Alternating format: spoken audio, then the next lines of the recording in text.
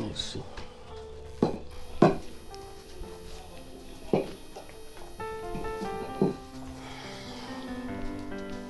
Hita be zavatra niresantsika teo a sorana ny tompo le izy teo fa izay mihitsy le tanjona zany hoe ny ananantsika antoka hoe zanak' Elohim tsika. Raha mamaky an'le lioka teo atsika zao raha mandinika tsara teo be da be izy ny olona nanaraka ny tompo niaraka taminy. Lioka toko fatra ambin'ny folo andininy fahatelo amby roapolo dia zay ny fiatomboana hoe be da be ny olona niaraka taminy dia nitodika ny tompo dia napetrany tsara mazava mihitsy hoe ratsy zao dia tsy azo ekenao mpiano. Be da be zany no mivavaka e. Fa le antoka mihitsy ny le fiainana mandrakizay le mahazanak' Elohim. Rehefa mamaky le Jona toko voalohany teo tsika dia nisan'ny zavatra anankiray dia zay rehetra nandray azy izy dia mihery ho tonga zanak' Elohim. Ho tonga ianareo zany hoe ho tonga zany ina zany dikan'izany tsy fantatsika io zany. Raha mamaky tsika amin'ny Romana toko fahavalo izy zavatra ary rehetra zao izy dia misento miandry fatratra ny fisehony zanak' Elohim. Io tany io zany marary ohatra amin'ny vehivavy raha miteraka izy fa amin'ny andro fara zany no tena fantatra hoe reto le zanak' Elohim. Azontsika tsara le izy tonga ho tonga amin'ny teny frantsay devenir. Be da be ny olona bebaka fonoteny entre parenthèse. Be da be ny olona natao batisa. Be da be ny olona mandefa mandeha ny fotoana zany afantarina izy le zanak' Elohim. Azontsika hoe le tia kristiana tsy ny fiatombohana ny zava-dehibe amin'ny lalan'ny kristiana fa ny fiafarana ny zava-dehibe amin'ny lalan'ny kristiana. Ho tonga isan'ny zava-dehibe ny tenenin'ny tonton teo hoe hitovy endrika aminy anankiray aloha zany resaka dia aveo tena le fibebana tiako resantsika mihitsy inona ny antsoina hoe fibebana maro. Indray mantsy betsaka tsika mety mamita teny hoe za efa mibebaka za efa nanao zao ny antsoina hoe fibebana fa amin'ny fibebana amin'ny baiboly misy tena hoe dikany resantsika rehefa anisan'ny tenenin'ny tonton teo le hoe nisy programme nataon'ny Elohim vao nanomboka hitovy endrika amintsika mitovy. Ny anankiray zany afantarana fa zanaka dia mitovy. Azonareo mpianaka vao jerenao dia mitovy. Mpianadahy vao jerena dia mitovy. Ay riny dadany zay misy endrika hitovizana. Azontsika mazava be le Jona niresantsika teo hoe raha mivavaka ianao miteny hoe za zanak' Elohim za zanak' Elohim lao izy nefa ny ianao manota teneny mihitsy teo amin'izao aza mamita teny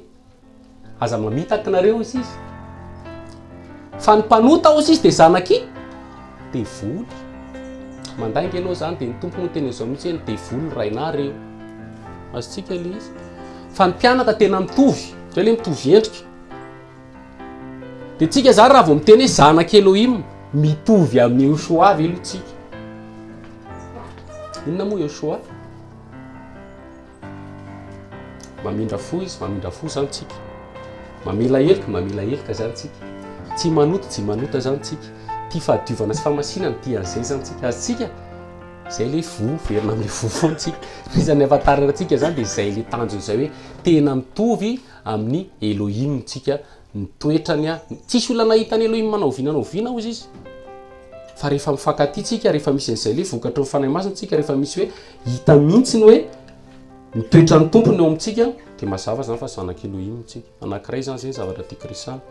Nisy olo zay tadidiko foana moa tamin'ny zavatra nanomboka hoe nanaraka ny tompo dia nametra-panontaniana dia le mitory tadidiko foana zay dia izy olona miantsena hoe ny elo moa ny resany tamin'izay tsisy ozy izy zany elo zany fa ny Elohim avy izy dia andefa ny zanany any amin'ny elo dia zay io le fanontaniana izy mety marina misy olona mantsy mety tsy andefa ny zanany any amin'ny elo fa hitanareo any amin'ny elo tsisy zanak' Elohim manano ray azy fa matoa ny olona tonga any amin'ny elo dia zanak' devoly izy zay. Azontsika tsara tsisy zanak' Elohim zany zanak' Elohim any an-danitra daholo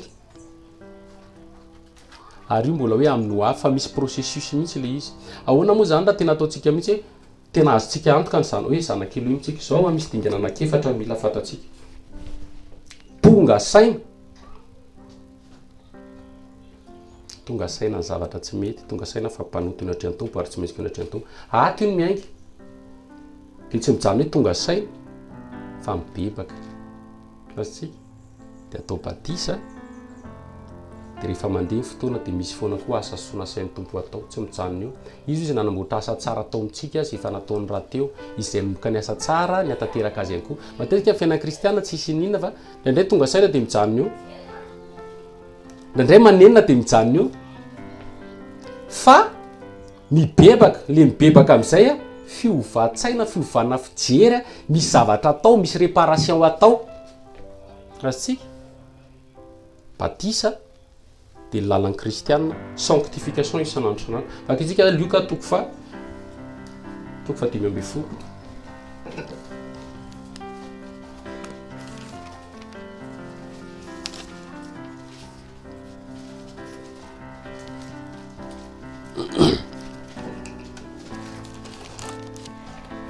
Luka toko fa 10:10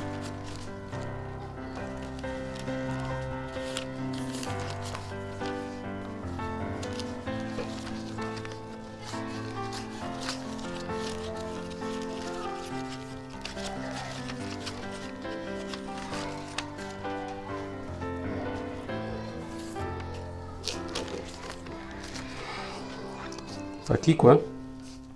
andiny faraky amby folo nisy lera anankiray nanana zanaka amin'ny rahalahy ary hoy ilay zandriny tamin'ny ray raiko miohainy anjara fanana tokony ho ahy dia nozarainy tamin'izy amin'ny rahalahy ny fananany ary ny afaka kelikely dia nangon'ny zandry ny fananany rehetra ka lasa nakany tany lavitra izy dia nandany ny fananany tamin'ny fiveloman-dratsy tany ary rehefa laniny avokoa ny fananany rehetra dia nisy mosary mafy tamin'izany tany izany ka nahantra izy dia nandesika niankina tamin'ny tompo tany anankiray tamin'izany tany izany ary dia nirahany tany itsaha iandry kisoa ary satry ny amen'ny kibony amin'ny voankazo fihinany kisoa fa tsy nisy nanome azy ty fanoharana raha mamaky ny tantara io tsika nisy taona ny tompo zany resaka izy mifaritry hoe izy miresaka mpanota izy ny mpamoretra manaraka anazy olokely io dia nanao fanoharana ny tompo resaka fibebana moa ny tenany hoe tsy mifinaritra manao fanafody ilaina mpanao fanafody fanomarady avy koa nisy miteny izy eto hoe nisy farantsavery nisy ondrovero izy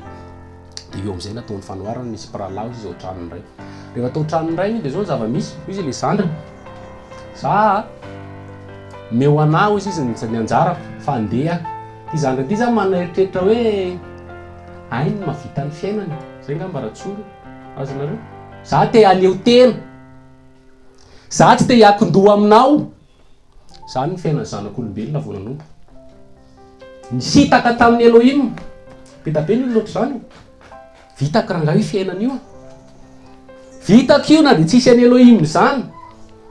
io izy ny teny hoe laniny tany amin'ny nandany fananany tany amin'ny fiveloman-dratsy tany izy zany hoe nandany lany any ny rondo lany any ny fiainana lany ny vola lany ny heritrandro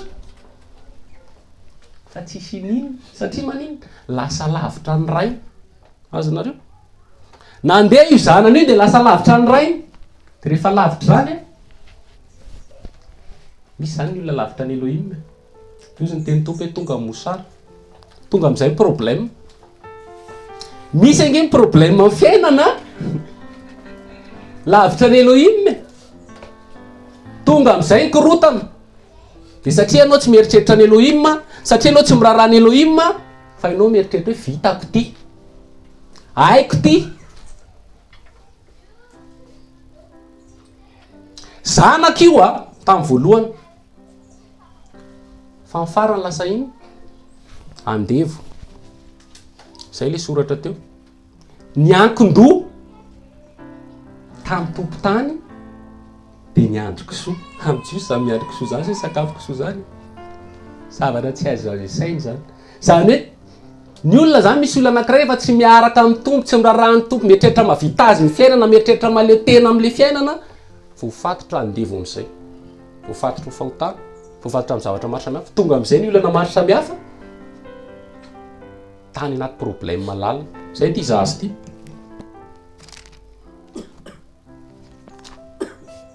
tany anaty problème tany anaty olana sakafo kisoa zay ny tiana hohanina fa tsisy nanome azy dia tao anatin'izay situation zay amin'izay izy ho avy amin'izay tsika le hoe inona le dingana voalohany ianao zany eo anatina situation tsy tiany tompo ianao zao anatin'ny situation misy olana misy problème misy zavatra maro samihafa noho ny zavatra ataonao ndraindray sa ohatran'izany dia eo amin'izay izy tonga saina dia adiny fa 7 ary nodiny saina. Ny problème zany tokony mahatonga saina fa tsy mijanona eo. Le olana zany tokony hoe zavatra tsy normal ty. Tonga saina izy atao-tsaina zany ny départ. Dia hoy izy indrisy maro izy ny olona cameraman ndraiky manakanina be fa isa kosa maty no sary. Tsy mety ty. Zao le izy. Tsy tokony zao ny fiainako. Misy zavatra tsy milamina mihitsy.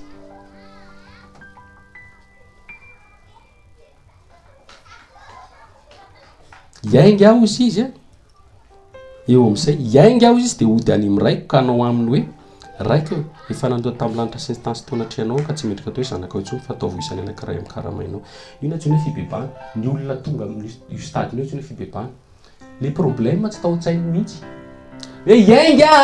dia hiteny amin'ny dada hoe za dada tena sakafoko soa no haniko tany. Za dada tena tany anatin'ny fahasahiranana be. Problème zany ny olona mibebaka eo anatrihan'ny Elohim tsy rarahina.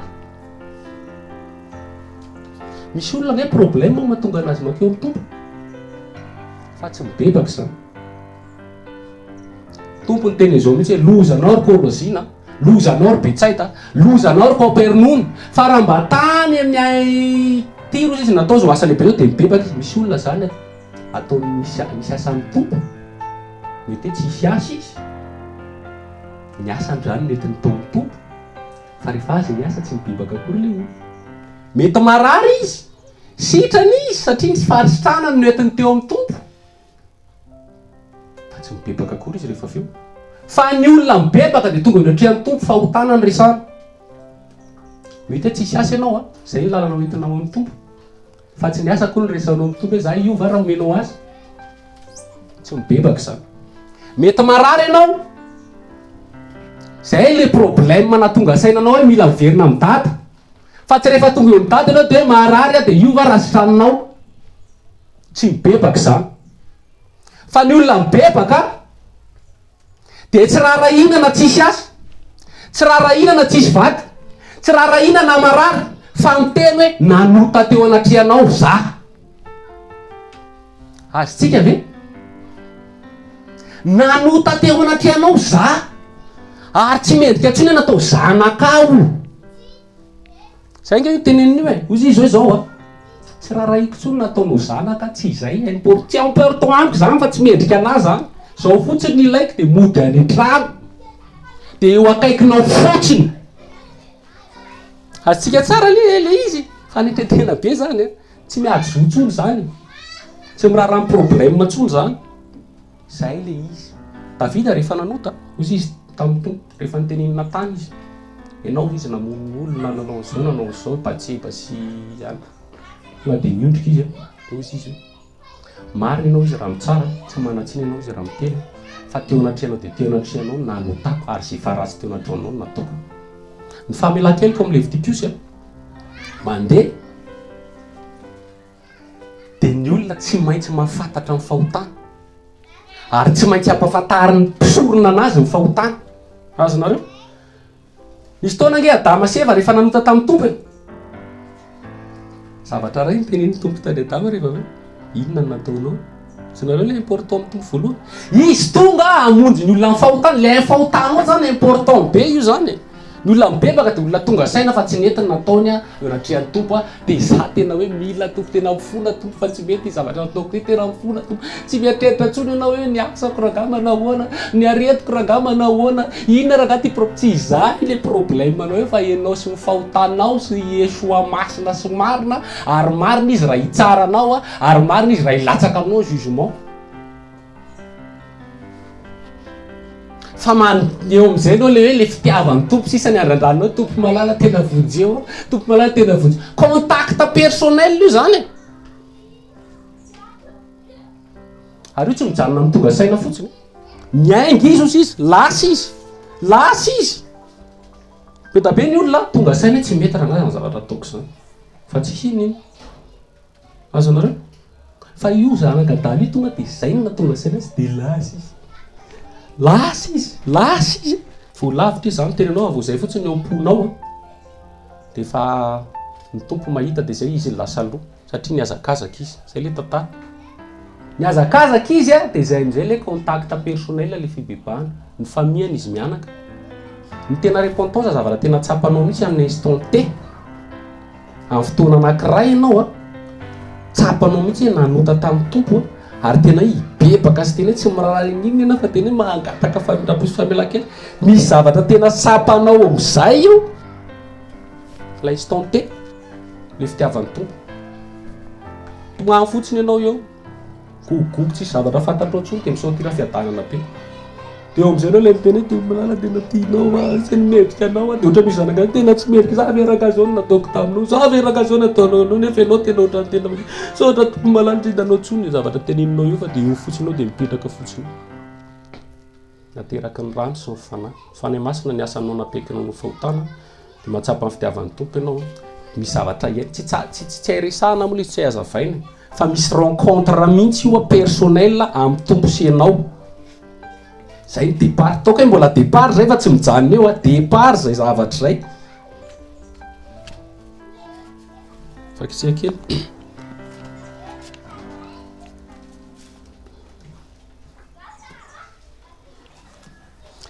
dia miainga izy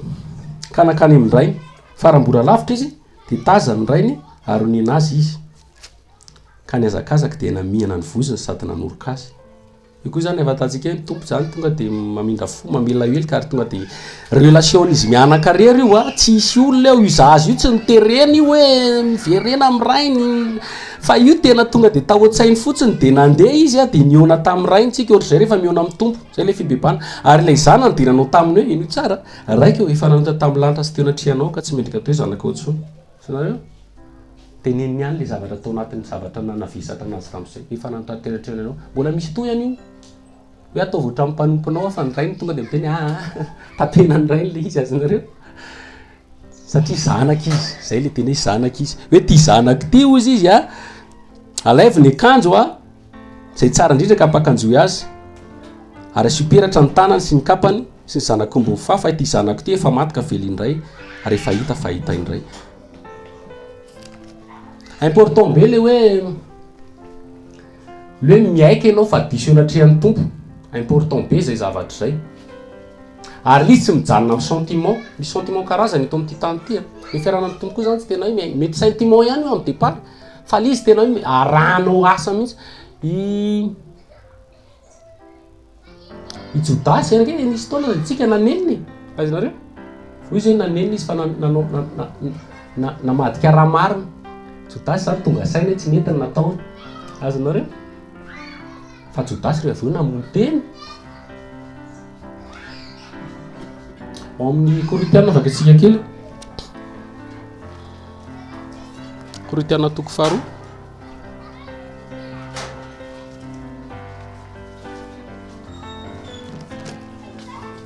Korintiana toko faharoa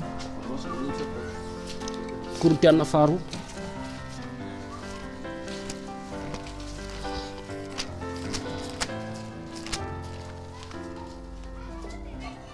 andin'ny fahafolo toko fahafito andin'ny fahasivy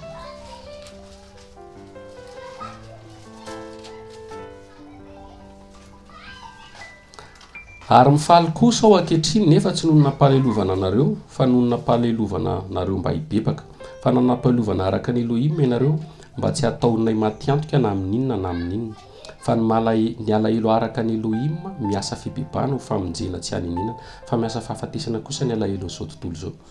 misy zany izy alahelo anankiroa ndray alahelo avy amin'ny Elohim mahatonga ny tantara io nisy Paul tezitra be mihitsy tezitra be izy tamin'ny Korintiana mivavaka ireo Korintiana ireo a nefa jerena misy miady mivavaka ireo Korintiana ireo jerena misy mitory mivavaka ireo Korintiana ireo misy mijangajanga fa mivavaka ireo isan-kalahady tezitra be Paul mamaky ny Korintiana toko voalohany zany ve ny ataonareo esory le ohatro esory le ohatro dia retolo ireo tezitra nalahelo moa zany satria nasika le zavatra nitoriana masika le zavatra nitoriana dia tohana be ny Korintiana zany tamin'izany dia nampalahelo izy Paul dia nefa nitanjony ireny ozy izy Paul mba hibebaka izy azontsika fa misy indray izy mampalahelo a ohatran'ny Jodasy teo nalahelo mety kivy mety hoe namono ny tompo a zany namadika anazy dia namono tena ny afarany ny atsika mampalahelo araka ny tompo. Ny tsika ny teny zany rehefa tenenina de mba tena isy fibebana marina araky ny Elohim azontsika, fa tsy am'le kivy de kivy de kivy tsy mety, fa kivy de ohatran'ny petera sy odasany mitovy ihany reo, samy manaraka ny tompo reo, raha samy miverina tamin'ny tompo reo lazaiko anareo fa mitovy ihany. Petera nge tena ary zany tena hoe petera mafimafy kokoa, intelo nge izy nanday tsy fantatro zany lehilahy zany eo mason'olona io, tsy fantatro zany, tsy azoko ny teninao intelo. De avy eo naniny rehefa naneniny akoa de tsaroany ny teny tompo, important be le mahay mahatsara mahafantatra ny teny tompo ao foana zany le départ ateraky ny rano sy ny fanahy rano ny tenin'ny tompo, tonga saina izy de nitomany be iny le départ ny fibebahany, tonga saina tsinona de nitomany tsy nety zany nataoko tamin'ny tompo zany, de niona tamin'ny tompo de mamela helika izy de mandroso de tsy namerina tsony, tsy mahita mipetera nanday intelo ny tompo zany tsony nareo na efa nenjiana ry izy, fa nijoro izy satria ny fibebahana de tsy mamerina tsony ny zavatra natao. Ianao zany raha mibebaka nefa ny ataonao ihany ny ataonao tsy mibebaka zay. Saoly ohatr' zany, mamaky ny tantaran'ny Saoly moa tsika. Saoly mba nitomany koa, anentsika ny Davidy io izy toa raha tamin'ny Davidy de nitomany izy toa mariny ianao Davidy, tena mariny ianao zany tsy afaka andro sisisiny iny fa nanentsika ny Davidy indray. Inona zany? Zay tsika tsy sentiment hita. Fa raha nasa ny finoana aka tsika Samuela voalohany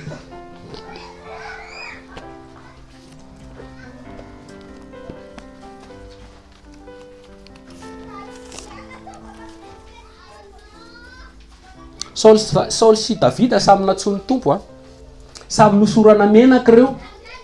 samy nisy fanatrehan'ny tompo reo tamin'ny voalohany latsaka amin'ny fanahy. Paul tena nisy taona misy niovy Paul rehefa nilatsaka tamin'ny fanahin'ny tompo rehefa nitady le ondry ny rainy izy osy de izy ny tenin'ny tompo hoe niovy Paul, niovy Saoly. Davida koa ohatr'izay samy nanoto reo, neny Davida lazaiko anareo neny Davida nataon'ny Davida niaraka tamin'ny vadiny Oria, ny vonono ny vadiny Betseba Oria ratsy mihitsy nataon'ny Davida. Saoly nataon'ny Saoly tsy nakato sanareo resaka ondry matavy sy ana le aringa natay malika de tsy naringa, fa le tempony izy raha la reo tsy isy mitovy. Akitsika Samuela 7:12 aloha.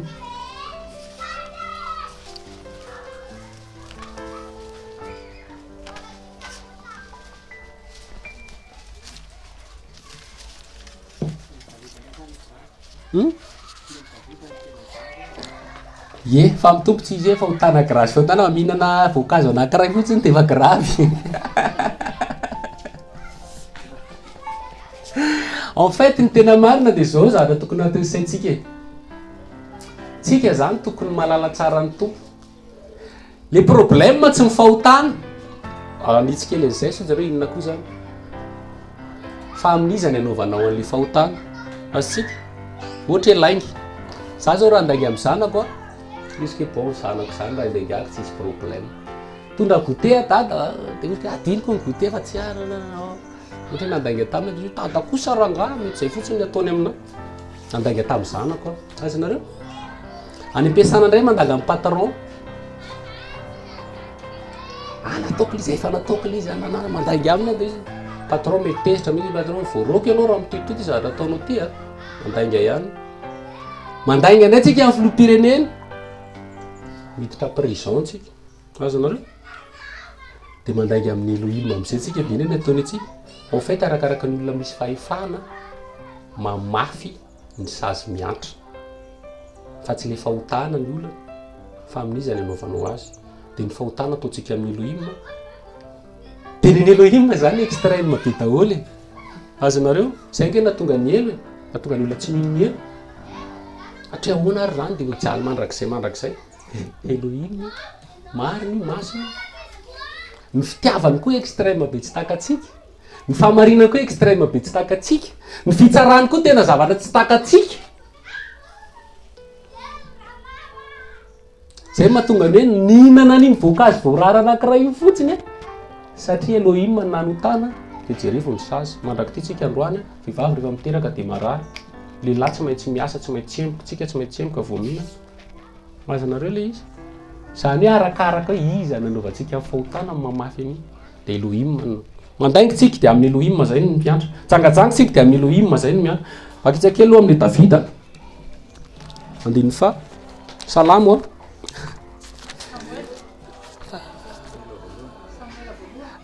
iteny kely an'le hoe taminao dia taminao no nanotako ary zay ratsy teo masinao no efa nataoko zay aloha dia avy eo verina Samuel tsika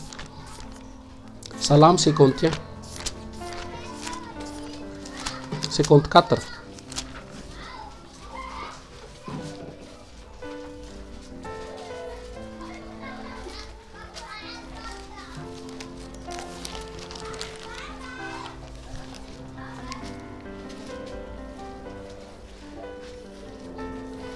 50 inona moa le misy an'iny le hoe izy tamin'ny 51 51 merci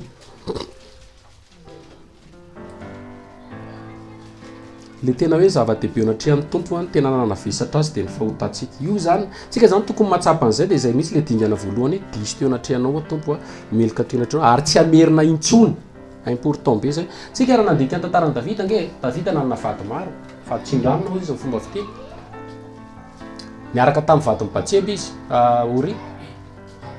fa raha manaka ny tarany Davida nareo tsy nahita ny Davida naka vady maro tsony tapriany rehefa niverina tamin'ny ady tamin'ny Absaloma nisy taona izy rehefa antitra dia nasiana vehivavy tanora teo aminy ary zay mihitsy ny tanjony hoe mba hanampy anazy eo fa tsy mahita anazy miaraka tamin'ny intsony tsika ary tsika le fibebana tsy mamerina ny fahotany tsony Davida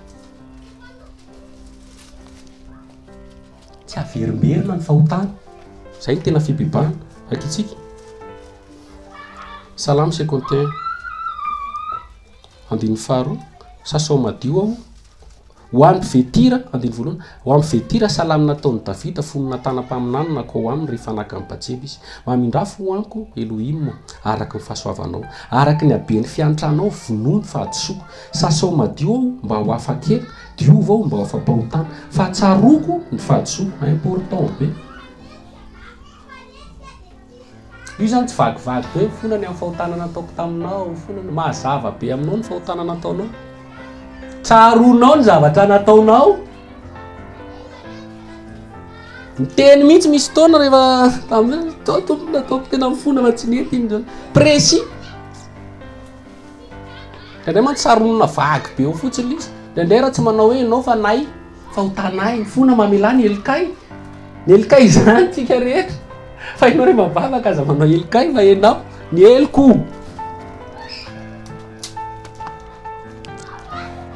fa tsaroko ny fahadisoako ary eo anatrehanao mandrakariva ny fahotako taminao dia taminao ihany nanotako ary zay raha tsy eo masinao no nataoko mba ho marina ianao raha miteny ary tsy hanatsiny ianao raha mitsara taminao ihany izy no nanotako nefa tamin'izy izy ny nanota tamin'ny Batseba tsy vadiny Ori fahotantsika rehetra zany dia amin'ny tompo mandeha le izy zay aloha voalohany dia izy hoe marina ianao izy raha mitsara tsy mahatsiny ianao raha miteny zany hoe tsy niraharaha mihitsy zany i Davida ny amin'izay mety conséquence an'le izy satria misy natsony hoe valin-draha raha mamaky an'io sika dia misy natsony hoe valin-draha rehefa mamono olo ianao dia vonoina koa zay ny famarena tamin'ny lalàna taloha azonareo misy taony Kaina rehefa fantatry ny tompo hoe hamono ny abela dia niteneniny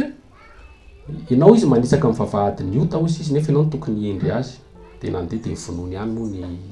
rahalany rehefa maty ny rahalany dia nanontaniany tompo izy hoe aiza ny rahalanao tsy hitako tsy haiko zay le valiteny zanga moa izy hitandrina ny raharaha dia nitenen'ny tompo hoe ny raha ny rahalanao izy mitaraina amin'ny tany eno dia tonga dia nalatsaka ny tompo amin'izay ny jugement ny sazy noho izany ozy izy dia mivavah ozy izy ny tany ozy izy zay mitelona ny raha ny lalanao izy ianao zay miasa tany io ozy izy lazaiko aminao izy ny tompo fa tsy avokatra tsony ianao any amin'le mamparary azy mihitsy ny kapohan'ny tompo satria mpamboly izy rehefa nilatsaka ny sazy dia mifambolena ny tenen'ny tompo taminy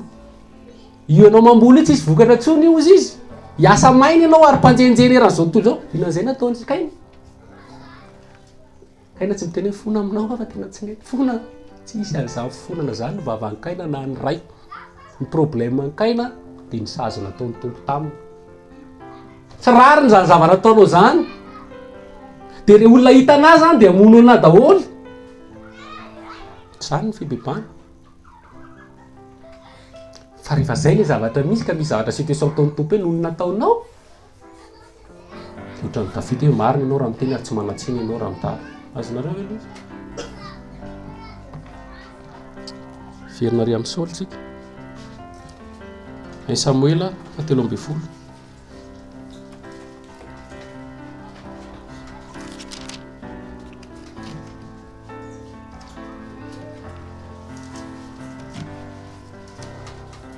Andiny 15. Andiny 10. Neny Saoly zany tena anisan'ny ny tantara Davida teo nanota izy fa tsy namerina tsoro fa neny Saoly manota izy tsisy ninona indraindray tsy tonga saina indraindray dia manota indray izy dia mamerina indray izy dia tsy bebahany zany ty zao mifadisony voalohany any Samuela voalohany andoko 17 andiny 10 ary rehefa vita ny nanateran'ny fanatitra dorana dia indro tamin'ny Samuela ary nivoaka hitsena azy Saoly mba hiarahaba azy dia hoy Samuela inona no nataonao ary hoy Saoly rehefa hitako ny ely ny olona nandahoany sady tonga tamin'ny fotoana ianao ary tafangana tamin'ny makiky ny Filistiana dia hoy izao hitina amin'izao Filistiana ka mila Tigilgaga nefa tsy mbola nanao fifonana tamin'ny Yahweh dia sa ihany ka nanatra fanatitra dorana dia hoy Samuela tamin'ny Saoly nanao adaly ianao tsy nitandrina ny didiny Yahweh izay nandidiny anao fa raha tsy zany ankehitriny Yahweh fa nampitoetra amin'ny fanjakanao tamin'ny Israely koa izao dia tsy aritra ny fanjakanao Yahweh fa nitady lehilahy ho azy araka ny fony araka izay voatendriny Yahweh mpanapaka ny olona satria nitandrina tsy nitandrina ny didiny Yahweh ianao dia niaingy Samuela ka niala tany Gilgala ka ny amin'ny Benjamina ary Saoly nandamina ny olona izay teo aminy tokony 900 lahy zao fandehan'izy io nisy appel voarainy Saoly ao aloha kely ao hoe zao famantarana zao dia ilatsaka aminao mifanahany tompo dia hoy Samuela hoe rehefa hiady ny Filistina ianao dia ndraso afaka 7 andro fa rehefa ho avy afaka 7 andro zay tsika vao anao an'izao converti Paul Saoly eo aloha ao nilatsany fanemasina niova ny endry nanany mihitsy zay le fiatomboany tonga amin'izay le fotoana niandry Saoly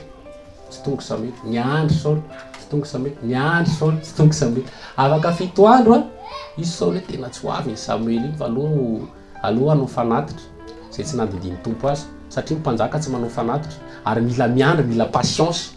tompo koa mantsy amin'ny farany foana vao tonga amin'ny lera farany izy nanao fanatitra iny tonga amin'izay Samuel iny ty ataona ty tsy mety zany ataona hoe diso ianao ina ny ataony Saoly rehefa neny hoe diso izy tsy mahinao Saoly miteny tsika hoe azafady na mifona tsy izay le resaka fa nandamina miaramila ny nataony rehefa avy eo azonareo le izy misy olona torina tenena tsy mety va tsofokato iny dia mivoakato tsy mampaninona anazy akory le izy tsy tonga saina akory hoe mila mifona mila bebaka Saoly zay dia mbola namindra fo tamin'ny Saoly ihany Yahweh dia vakitsika indray le tantarany Amalekita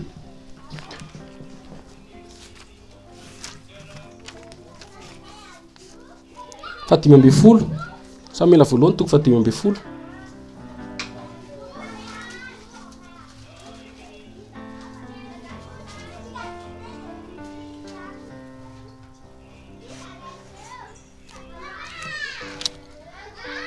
Ty tantara ty le efa fantatsika le Amalekita hoy izy ny tompo hoe amaly ny Amalekita ao izy teneny Saoly anao zao hoe misy zavatra tokony aringana na ny matavy ny zavatra rehetra aringana zay le miaraka amin'ny tompo misy zavatra tokony aringana misy zavatra tokony sorona misy zavatra tokony elana le Amalekita le zavatra amin'izao tontolo zao le zavatra tiany olona zay mantsy le tianao tiany nofinao tiako aringano izy ny tompo tsy akijery mihitsy hoe tsara ty dia lasa Saoly nandeha dia nivonoany daholo zay ratsy hainareo tsika rehefa miaraka amin'ny tompo mora amintsika amin'ny manala le tsy tiantsika fa le tiantsika tsy sitrapony tompo tsy mialy io fikiritsika mafy izy Saoly tsy fony olo reny le matavy le tianao le tiany nofinao zay le matavy zay tsy vitatsika no manala nefa izay mihitsy io mihitsy miala za taloha tiako be ny taoko tiako be ny jeu vidéo, tiako be mozika rapy. Narary na nalana an'izany a. Mitoka aloha soran'ny tompo afaka fa le mozika tena gravy. Tena gravy. Satria tia nofoko, iny le matavy amiko, iny le sitrako iny. Fa ny tompony teny aringana. Tsika rehetra koa misy zavatra tokony aringana. Le tia nofonao aringana. Zay ny fibebahana. Tsy asiana sentiment, tsy mijery azy ny masonao izy na hoe lehibe na kely na matavy na anitra na ny tanora. Fa rehefa zay ny sitrapony tompo dia miala io. Dia tsy nataony Saoly zay. Saoly zany nandray ny tompo ihany, Saoly zany nanaraka ny tompo ihany, fa Saoly manaraka azy misy zavatra tiany be da be. Tsy foiny, sy ny vahoaka niaraka aminy, fa dia izy hoe entinay manaraka ny tompo io, manompo ny tompo. Manompo ny tompo io no anatin'ny eritreriny a. Fa ny zavatra tsy foy betsaka. Zao tontolo zao, fahotana, fijangajangana, fisotroana, filibana. Raha vao tsy marary tsy mety. Zay le katsanana.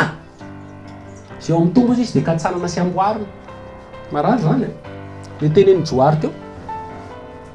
Le vilany rehefa hita tsy mety tsy petatoko fa harodana.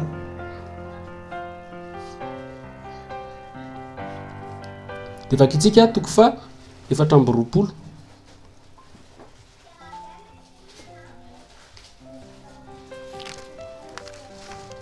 Toko fa 5 andin'ny 20.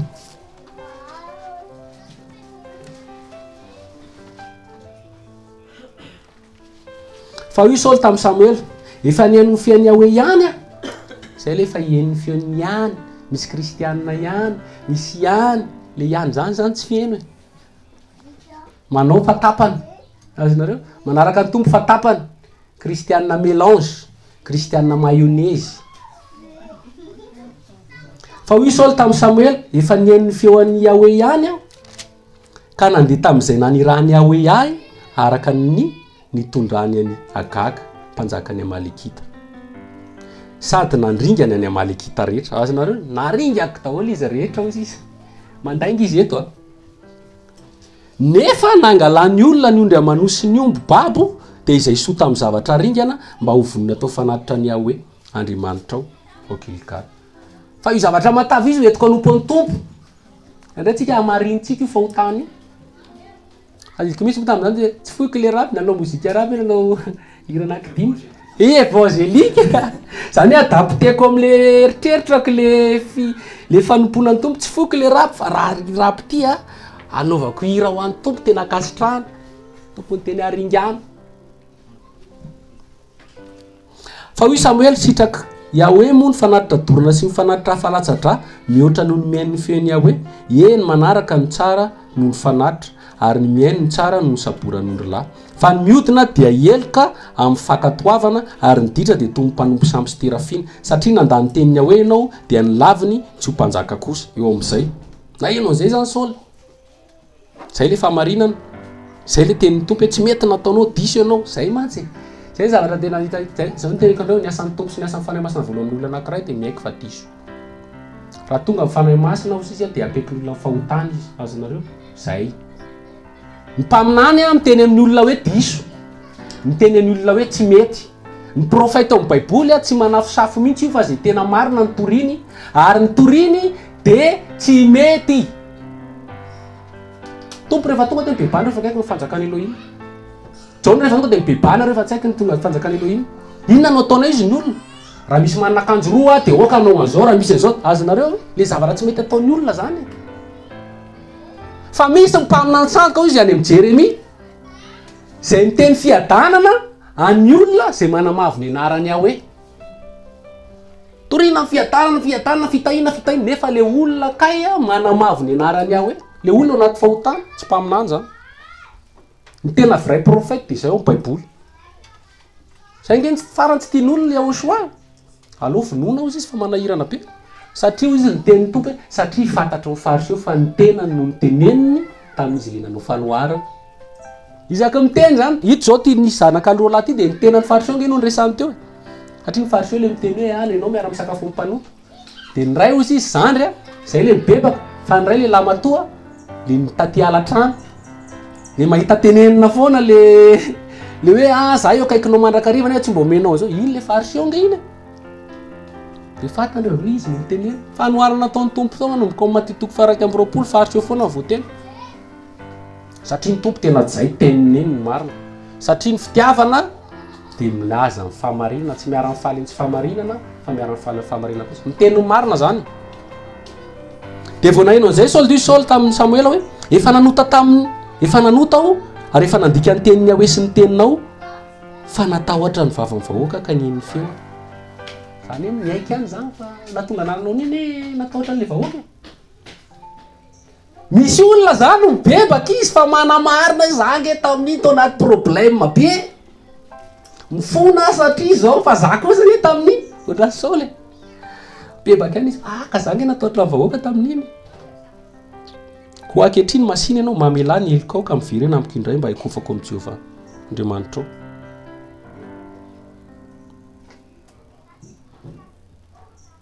de Samuel ndray zany nangatahany famelan-keloka ianareo fakio tsara le teny Samuel ndray samy teny zao tsy zany angatanao famelan-keloka tsy za koa nifona ho anao satria zay nytenenenao izy mivavaha ho anazy de mitaditsika tamin'ny Simona mpanao fanafody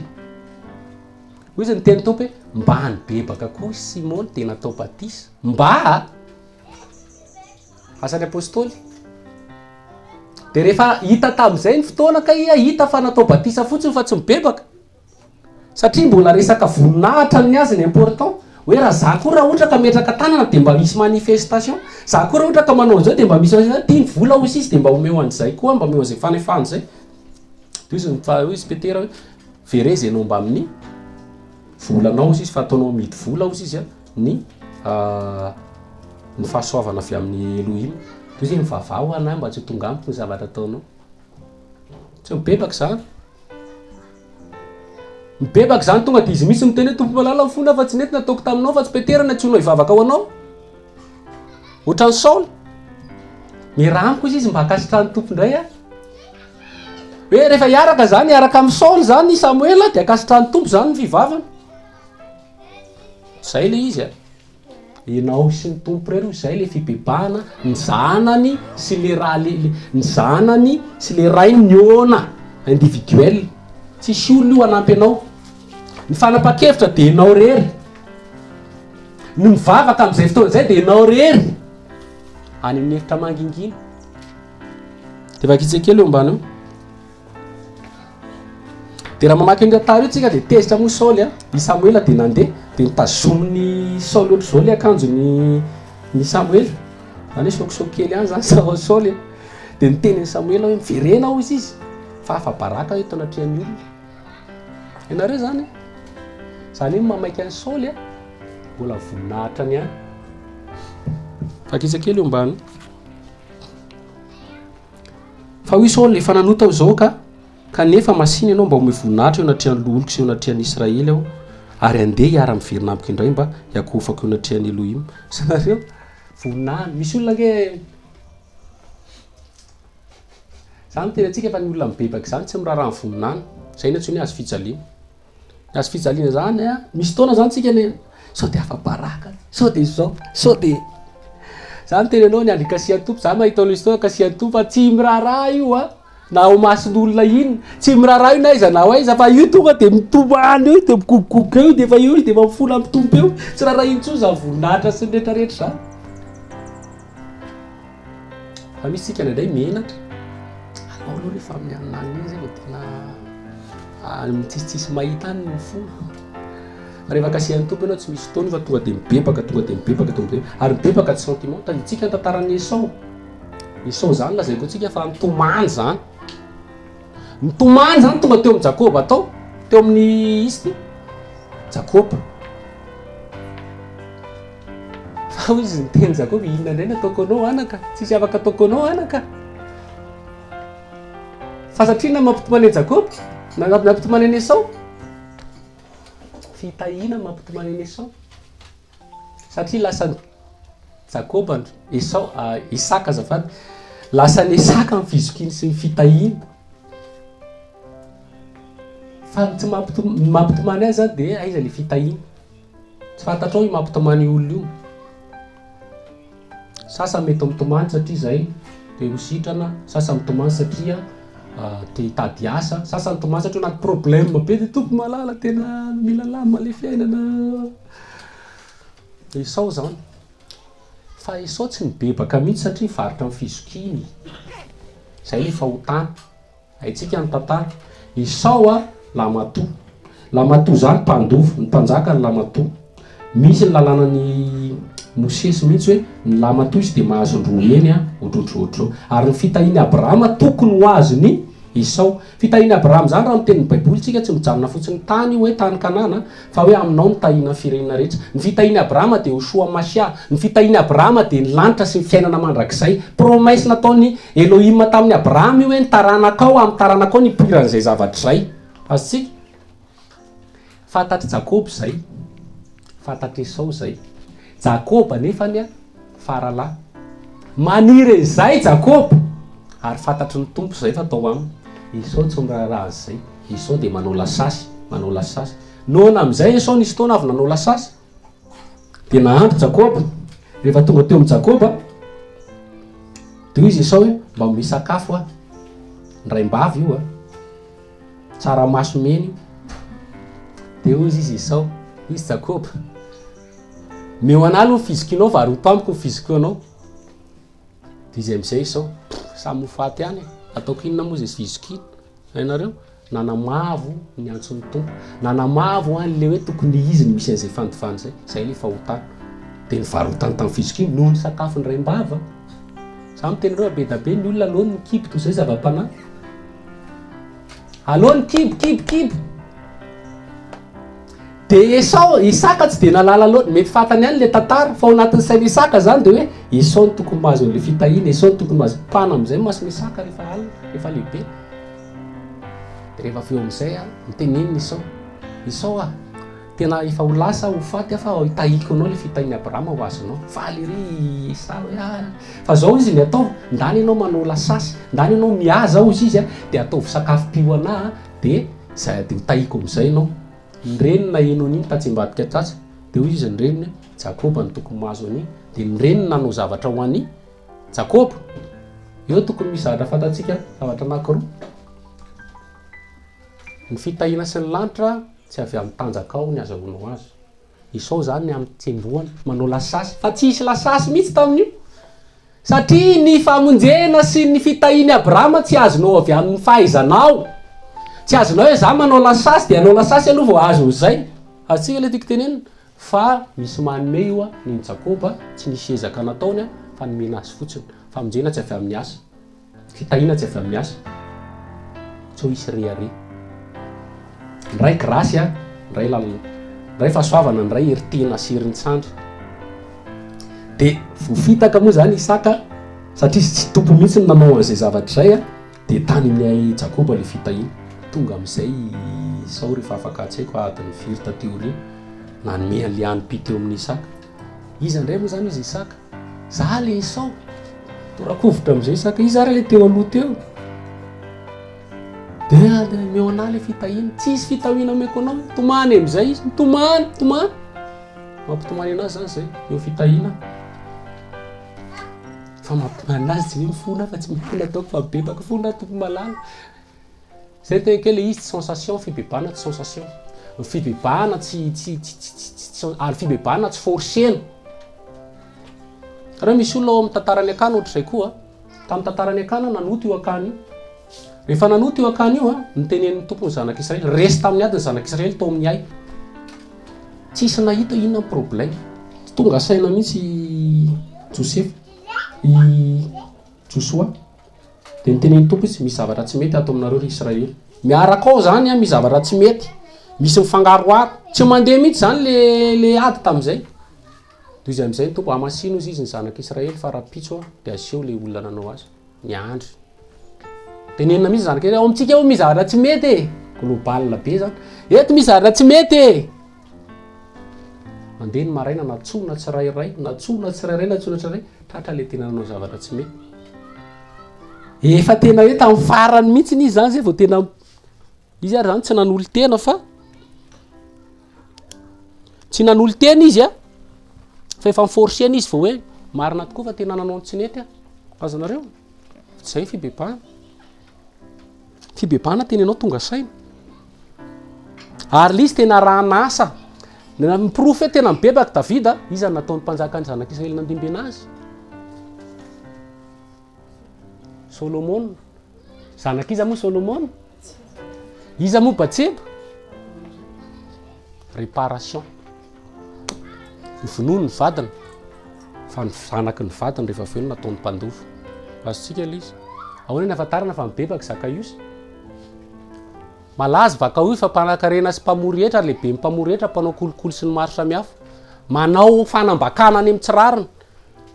fa nitsangany Zakaios satria tao aminy tompo dia inona nataony ankehitriny tompony atsasaky ny fananako omeko ny malahelo tsy taitaitra fotsiny zany dia andrainao tompo malala ao an-trano dia niraisinao tompo sy mpamonjy ny tompo fa ny zavatra natao tsy nyreparena ny zavatra rehetra tsy nisy niova tsy izany fa ny afantarana antsika zay fa tena mibebaka tsika ary tena hoe zanak'Andriamanitra dia nanao réparation raha misy olana anantsika eloka raha misy olona mampalahelo antsika dia mifona raha misy zavatra nalaitsika tamin'ny fanambakana dia onerana raha misy tokony alamina dia alamina ny olona zay nona tamin'ny tompo ao amin'ny testamenta vaovao dia niova daholo nisy ny jamba teo kibondreniny io jamba io teo kibondreniny nangataka fa ny olona rehefa nahitany io satria niona tamin'ny tompo io dia ty le nangataka taloha atsika zany taloha zany taloha izy ohatr'izao fa ankehitriny izy tsy zay intsony azontsika ve le izy ny mandringa tsy nandringa ntsony ny kilemaina tsy kilemaina ntsony nijangajanga vehivavy nijangajanga iny tsy nijangajanga ntsony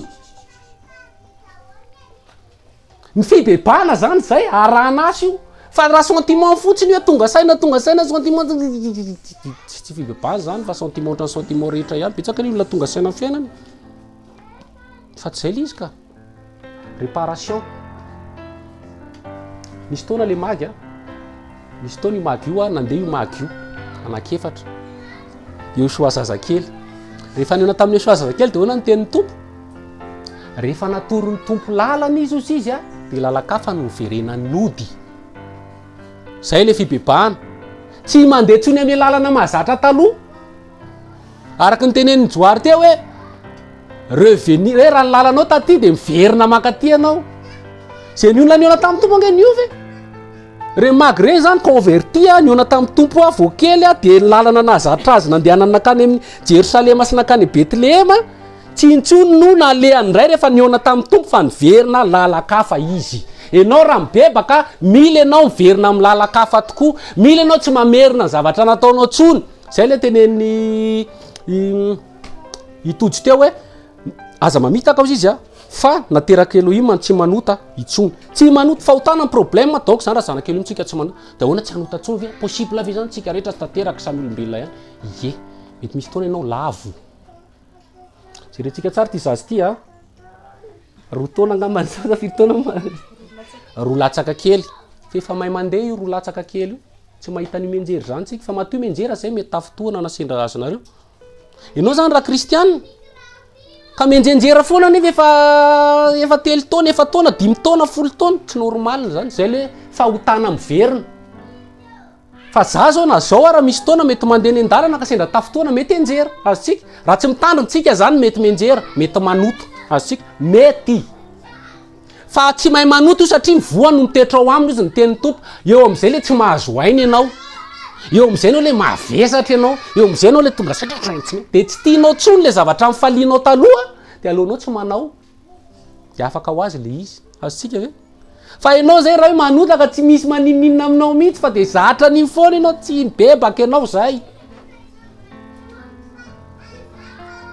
tsinitsininy ianao zay fa dia teo fotsiny sentiment na tsy fantatry na zay fa zay ny fibebahana marina ara-baiboly dia pariny ty fiainana kristianina mazanaka Elohim ty tonga saina le zanaka adala teo ody tsy problème ny olana tsy aretina ny olana tsy finiasa ny olana tsintsina ny olana fa zasy ny tompo fotsiny de fahotana namonona teo amin'ny asofizany misy faminana zay ny tenen'ny tompo amin'ny testamenta taloha zay efa nanavesatra de nanavesatra ny fahotanao ianao tompo miteny izay a zany hoe ny tena nanavesatra ny tompo Yehoshua Masia tsy niasa tsy haiko daholo zatra zay tsy izay zany ny manavesatra fa ny tena babainy batainy sy ny rehetrarehetra taola zay koa tsy efa fahotanao mavesatra ny fahotantsika io mavesatra de mavesatra taminy izy io zay mihitsy ny teneny de efa nanavesatra de navesatra tamin'ny fahotanao ianao izy de mibabeny le izy a de tsika tsy tokony manao an'izay intsony satria tonga saintsika miverina am'loniny tsika de zay na tsony hoe mibebaka nateraky ny rano sy ny fanahy ny rano tenin'ny tompo be ny olona manaraka ny tompo fa tsy rano ny terahana azy zay rehetra nandray azy de meny hery ho tonga zanaka Elohima de zay nandray ny anarany ireo zay tsy nateraky ny nofo na ny sitrapony olona fa nateraky ny fanahy le nateraky ny fanahy nateraky ny rano tenin'ny tompo rehefa mandeha ny mesazy de mitory-teny foana aloha mitory-teny foana ary mitory-teny io tsy tianao a fa io tomitery io tsy maintsy miteny marina mampisaraka ny soka sy ny tony manazava ny maizina sy ny mazava ary tsy maintsy ianao ny tenen'io zay le izy fa zay ny mitondra fibibahana satria izy le olona rehefa aveo inona no ataonay zany azontsika le izy de zay vao miroso amin'ny fibibahana am'izay de zay ny tena conversion zany misy tenin'ny tompo torina de le olona voakasika ny tenin'ny tompo milatsaka amin'ny fanay masina mandresy latra hoe zay ny fahamarinana de eo am'izay a ny soa ny fanapa-kevitra ianao sisa satra tsy idiran'ny tompo indrindra de ny fanapa-kevitra atsika azontsika ve zay le mahatonga hoe azo fahalalana ny tsara sy ny ratsy sy ny azo naina vao nanomboka de ny antsony hoe safidy zavatra tsy idiran'ny tompo indrindra de ny olona tonga de an-danitra any tsy robot ka hoe tsy maintsy midera satria mivavaka nampirinany tompo ray anao nidera fanjakana mandrakizay fa safidin'olona no midera safidin'olona mo any an-danitra safidin'olona ny bebaka safidin'olona ny anaraka ny Yehoshua azontsika le izy de vao nanomboka de nasiana azo anakireo Yehoshua Masia ve sa hiala amin'ny Yehoshua Masia toy izy ny olona zay tsy tian'ny Yehoshua Masia fa nonay miala tsika zany tsy tian'ny tompo zany ay moa teneniko foana halany foana ao izy satria manino satria milaza fa ratsy ny asany asika rehefa le miteny an'izay zany de tsy tian'olona ianao halan'olona ianao satria mitenin'ny famarinana de le famarinana tsy tiany famarinana tsy mety ataony ny olona tsy mahazaka zavatra tenenina hoe ratsy ny ataony na za nareo rehetra rehefa tena tsy mety fa netra tena be ny maiky an'izay tena tsy mety zany ina ataoko rehefa tena an'izany hoe tsy mety le ataony tsy maintsy manao réaction foana ianao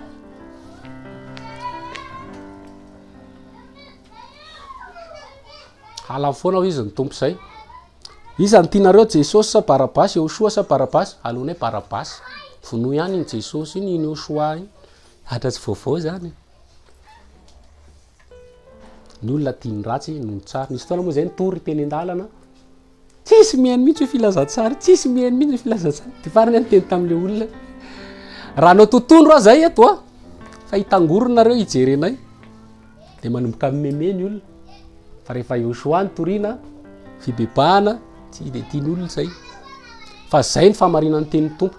tonga saina ianao a ary tonga saina ianao iova ary tsy amerina tsy no zavatra nataonao tsy ohatran'ny Saoly raha mandinika ny tantaran'ny Saoly tsika raha ay Samuela toko fa efatra amby roapolo de ina nataon'ny Saoly tomany koa Saoly anenjika ny Davida anenjika ny Davida de tomany izy fa tonga saina tsy mety le menjika Davida fona Davida tena ao fa fantatra fa marina ianao fantatra fa zao fantatra fa ianao tokoa vita lasa izy Saoly mody tany am-tranony Davida lasa nandenota midina kely toko anankiray ianao misy miteny hoe ary indray Davida lasa indray Saoly anenjika ny Davida zavatra efa nibebahana nefa tsy mety mbola naverina tsy izay le izy io zany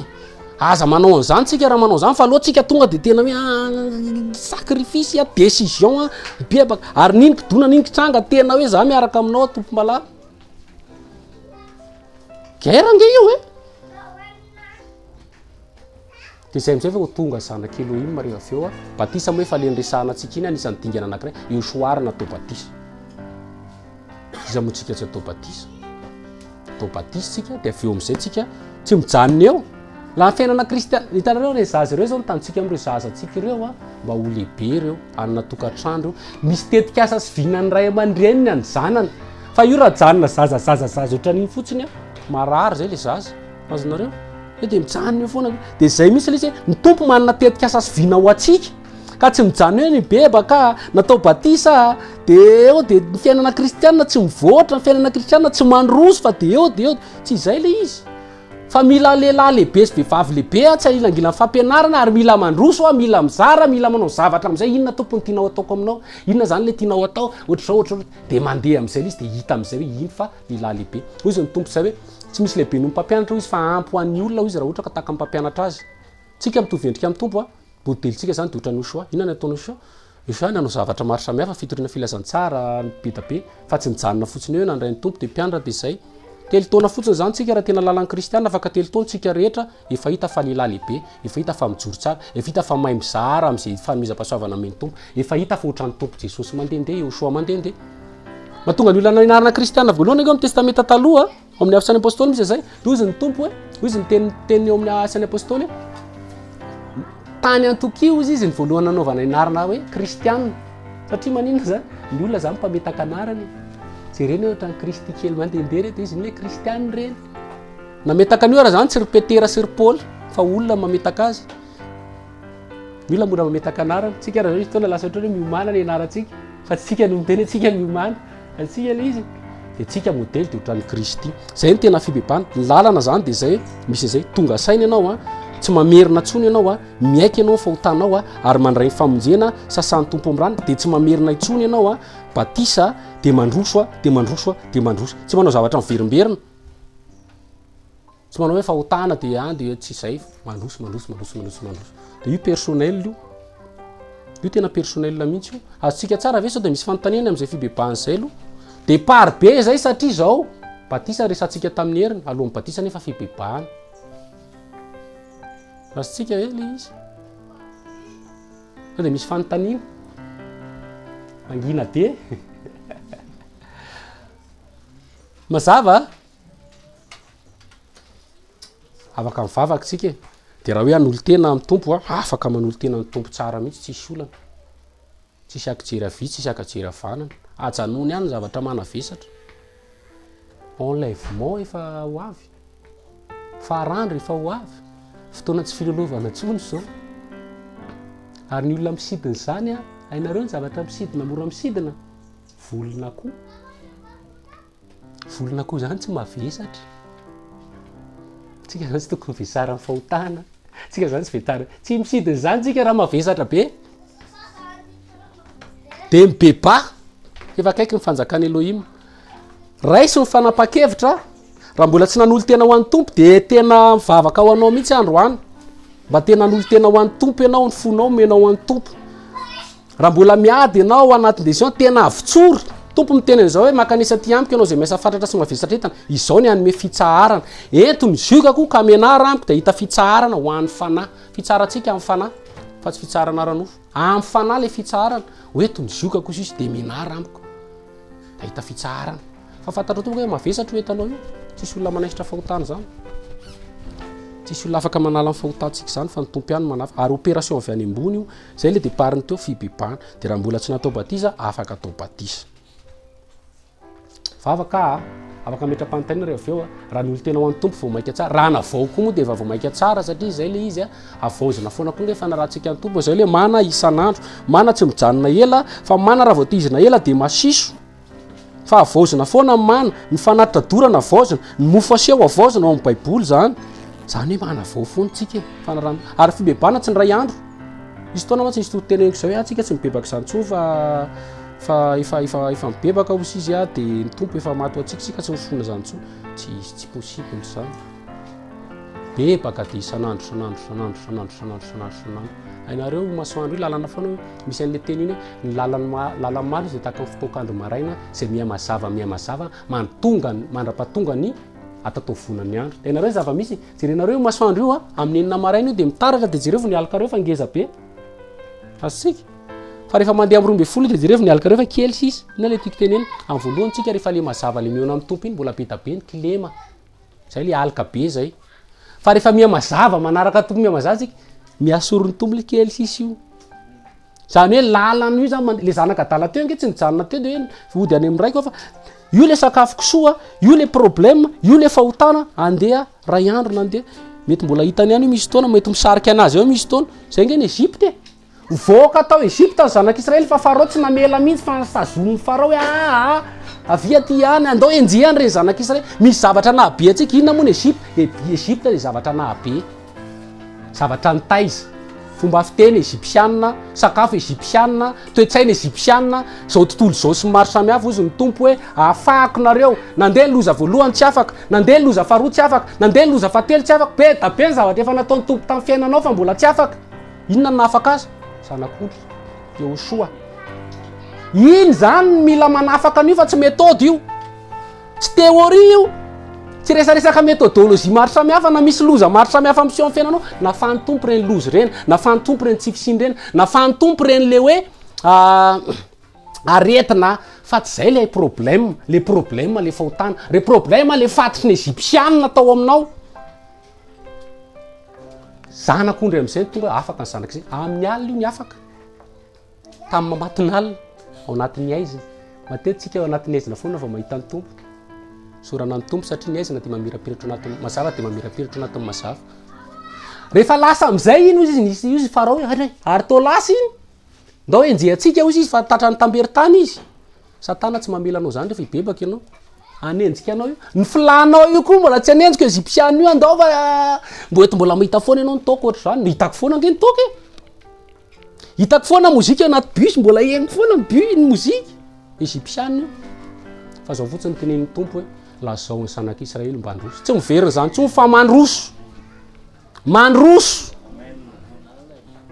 Zay vao afaka le zanak'Israely. Io zanak'Adala ohatra nandroso foana fa tsy miverin-dalana zany nanao impao verina indray aloha fa tena tsy fibebany zany. Mandroso mandra-pahatonga any an-danitra. Ary vavaka tsika raha makasika anao ny tena vava eo am-pitoerana, vava meo ny tompo fonao hiasa aminao izy tena isy fibebana marina. Raha misy fanontaniana afaka mametra-panontaniana, afaka miroso amin'ny batisa mba zava amintsika zay tsy hoe fibebana marina tena izy. Ary vavaka tsika tompo malala mpamonjy mahery Yehosoa Masia misaotra anao nafana mizara ny teninao. Ny teny dia anao ary ianao no manome aina, manome fiainana ny teny. Fananao masina hiasa feno tompo malala, apetraka fenipeletanao fiainana iray manontolo Yehosoa Masia. Raha misy tompo malala tena mangetaeta, tena hoe hanolotela ny fiainany eo aminao Yehosoa, dia anao nikasika azy tompo malala mpamonjy mahery. Hanome azy fiainana ianao, hanome fiadana ianao, hamela ny elony ianao ary ampiseho fa ianao dia Elohim ty, Elohim tena mamindra fo ary mamela heloka. Ary tsy mitsara na iza fa ny zava-dehibe dia mila lamina ny fiainana, ny fahotana eo anatrianao Yehosoa Masia. Tena misaotra anao tompo malala mpamonjy mahery, apetraka fenipeletananao fiainana iray manontolo Yehosoa Masia. Ho tonga soa any aminao, ho tonga amin'le tanjona namboarinao araky ny fanirianao sy ny filanao hatramin'izay hoe izao ny tanjoko aminao, amin'ny fiainanao, amin'ny zavatra rehetra tianao atao aminay. Tsy ny tanjonay Yehosoa Masia fa ny tanjonao amin'ny fiainana iray manontolo. Dia hiasa feno ianao amin'ny alalan'ny teninao, hiasa feno ianao amin'ny alalan'ny fanainao masina, hiasa ianao hialolalina ianao, hamindra fo ianao, ampahery ianao, ampitraka ianao ary hanome fifaliana, hanome fiadanana, hanome fiainana satria tonga ianao manome fiainana araka ny teninao. Fiadanana nomenao anay, hanomena fiadanana ianao, hanomena fiainana be da be tompo malala. Fa Satana tsy tonga raha tsy hamono handringana ary zay mahatonga ny aizina ny fiainanay tompo malala mpamonjy mahery. Fa rehefa tonga amin'ny mazava dia miala ny aizina ary tonga le mahery noho izy araka ny teninao ary mamatotra ary tena misy ny délivrance Yehosoa Masia. Dia apetraka fenipeletananao zay tsirairay avy tompo malala mpamonjy mahery, hiasa feno ianao fa sady fidèle ianao no mahatoky ianao, hitahiry anay hatramin'ny farany ianao Yehosoa Masia. Dia tena misaotra tompo malala mpamonjy mahery zay tsirairay avy dia apetraka fenipeletananao tompo malala. Ny fiainam-pananay tsirairay avy ny fijoroanay tsirairay avy any tokantrano, any ampiasana, any ampianarana, mba tena ho fahazavana araka ny tenao ianareo ny fahazavana zao tontolo zao. Ary tsy aza fiainana zay ny etapin'ny tendrombohatra, tsy misy jiro izy ianao ka apetraka ny vata famarana fa mila mazava ny olona rehetra. Tompo malala ho hitan'ny olona fa zanaka Elohim, ny zanaka dia mitovy endrika amin'ny rainy, ny zanaka dia mitovy endrika amin'ny rainy tompo malala. Tsy izay ny tenenina ratsy ny anaranao Yehosoa Masia fa tena hoe ianao ny hiasa feno tompo malala mpamonjy mahery. Dia misaotra tompo malala, voninahitra rehetra dia anao, ny laza rehetra dia anao, ny fiderana, ny fankalazana dia anao ka hatramin'ny taloha indrindra anao ankehitriny ary no mandraksa mandrakizay. Saotra tompo malala, alleluia, alleluia, amen.